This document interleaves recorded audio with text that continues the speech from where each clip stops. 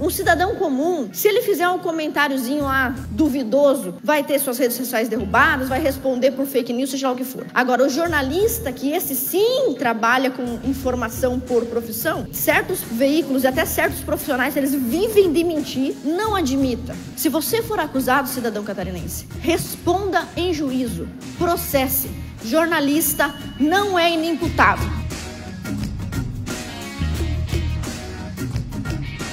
Os senhores já pararam para pensar no tamanho da influência e do poder da imprensa? Pode ser, às vezes, um jornalista de uma cidade do interior, num blog individual ou na grande mídia. É difícil prever o impacto do poder de uma matéria, ainda mais se for uma matéria difamatória. Por exemplo, alguém pode publicar uma matéria e ninguém lê e ninguém dá bola. Outras vezes, uma matéria jornalística, uma reportagem pode levar, inclusive, à morte de alguém, como nós presenciamos aqui em Santa Catarina no caso da CPI do aborto.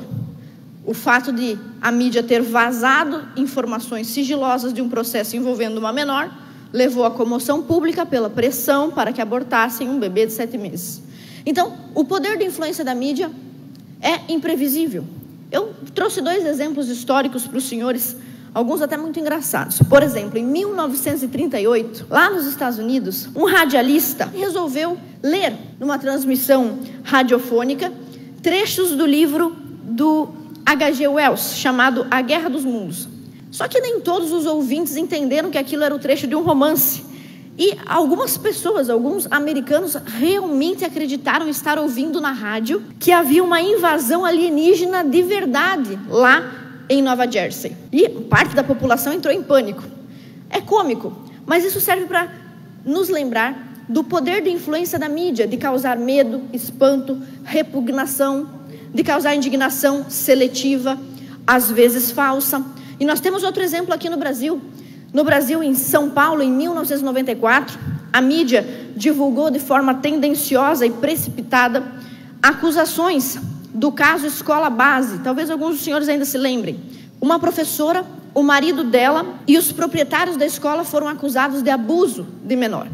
Depois, o processo comprovou que não havia provas suficientes e que os envolvidos no caso eram todos inocentes. O caso foi arquivado. Mas o comportamento da mídia levou aqueles envolvidos a desenvolverem doenças, além de todo o isolamento social. O senhor imagine o senhor e sua esposa, imagine a senhora e seu esposo, repentinamente, em toda a imprensa, sendo acusado de abusador de menores. O que aconteceria com suas vidas? Além de perderem o emprego, e os proprietários da empresa também nunca foram indenizados porque morreram antes. 2 exemplos históricos do poder de influência da mídia. E nós temos agora um caso em Santa Catarina. É o caso do julgamento por suposto estupro do empresário André de Camargo Aranha, que foi absolvido pelo tribunal, em segunda instância, por unanimidade. Laudos periciais, testemunhas. O processo transcorreu dentro do esperado e o tribunal, os envolvidos no processo, despacharam que, por ausência de provas que comprovem o crime, não houve estupro. E o que a mídia tem a ver com isso? Porque eu não quero vir aqui para falar do André Aranha, eu não quero vir aqui falar da influenciadora que causou tudo isso. Eu quero falar do comportamento da mídia nesse caso. Sem conhecer os autos do processo na integralidade, com pedaços do processo da audiência vazados, uma jornalista de Santa Catarina publicou o seguinte: julgamento de influencer Mariana Ferrer termina com tese inédita de estupro culposo e advogado humilhando o jovem. Imagina a revolta, a comoção da sociedade contra o advogado, contra o juiz, contra o promotor. Ou seja, a OAB deveria se pronunciar, o Tribunal de Justiça deveria se pronunciar, o Ministério Público deveria se pronunciar para defender os seus próprios agentes envolvidos nisso. Bom, essa foi a mentira. Resultado: na última semana, a jornalista desse caso foi condenada a 1 ano de prisão e uma multa de R$400 mil.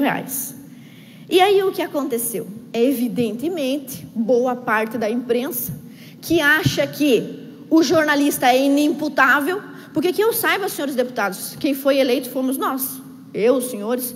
Quem tem imunidade por seus votos e suas opiniões somos nós. Mas não, certa parte desta categoria, desta classe da imprensa, considera que o que a 5ª Vara Criminal de Florianópolis decidiu ao condenar essa jornalista é um abuso, é uma perseguição contra a liberdade de expressão. Bom, eu tenho um amigo que escreveu um livro chamado Fake News, quando os jornalistas fingem fazer jornalismo. Também jornalista, o Christian de Rosa fala em seu livro sobre como a imprensa distorce certos fatos ou usa certas palavras para influenciar a opinião pública em relação e em direção a uma certa narrativa, geralmente de esquerda.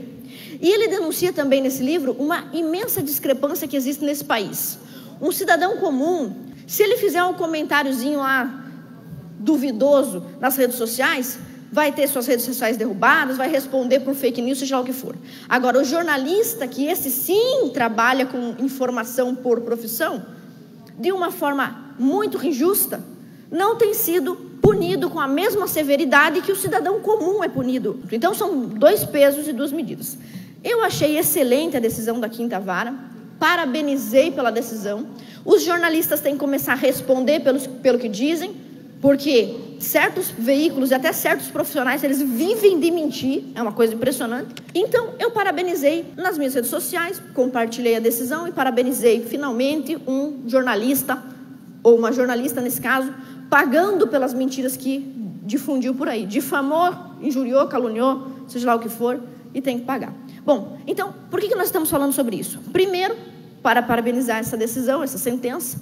E segundo, porque os senhores deputados, os vereadores, os nossos prefeitos, mas principalmente o cidadão comum, que tem menos recurso, precisa saber quais são os seus direitos contra os ataques da imprensa. Nós temos 3 configurações válidas que você pode usar para se precaver. A calúnia, que é um termo jurídico que se refere à acusação falsa de alguém a respeito de um crime. Acusou você de crime, de um crime específico, calúnia.